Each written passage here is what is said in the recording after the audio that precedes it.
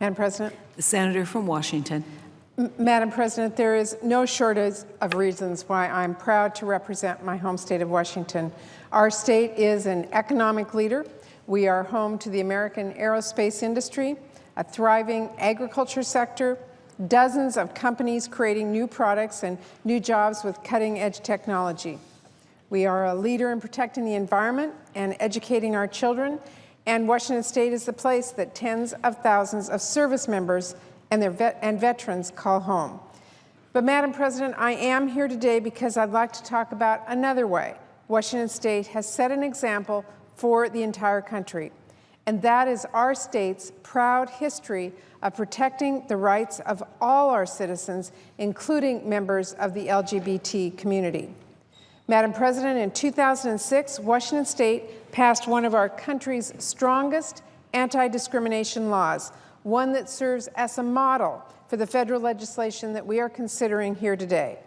In 2007 and 2008, we passed additional legislation to further protect the rights of same-sex couples. And 1 year ago today, our state voted proudly to uphold landmark marriage equality legislation. And what we have to show for it is really two things.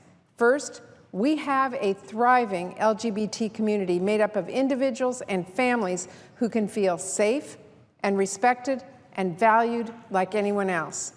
And second, we have a growing economy that's anchored by businesses who respect their employees and judge them by the only thing that matters, their hard work and ability.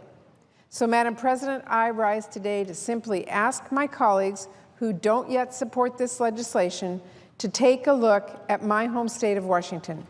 Because in places like Seattle and Spokane, we are proving every day that protecting the rights of our LGBT friends and neighbors isn't just the right thing to do, it works and it makes our country stronger.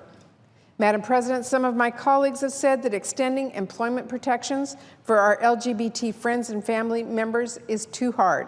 Some of them said it will create problems for businesses and communities.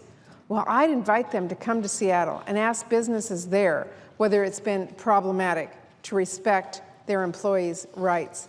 I'd invite them to visit Amazon or Starbucks or Nordstrom's or Microsoft, just a few of our state's successful businesses who have taken the lead in protecting the rights of their LGBT employees. Because, Madam President, we know in Washington State that it is just wrong to discriminate against people. We know that a person's race or religion and gender has nothing to do with their ability in the workplace. And we know that sexual orientation and gender identity don't either. Madam President, most all of our constituents, 4 out of 5 Americans, falsely believe LGBT Americans already have the protections that are included in this bill. And most people believe that because just denying Americans their rights doesn't make sense. It doesn't make sense that some men and women can be fired from their job just because of who they are or who they love.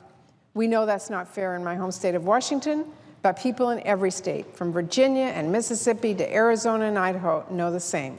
And, Madam President, many of my colleagues have cited these statistics, but they are worth repeating. 2/3 of all Americans, including a majority of Republicans, believe in protecting LGBT citizens from employment discrimination. But despite that, more than half our country lives in states where their rights are not protected. Now, I'm proud that my state does protect those rights, but we can't stop working until the same is true in all 50 states.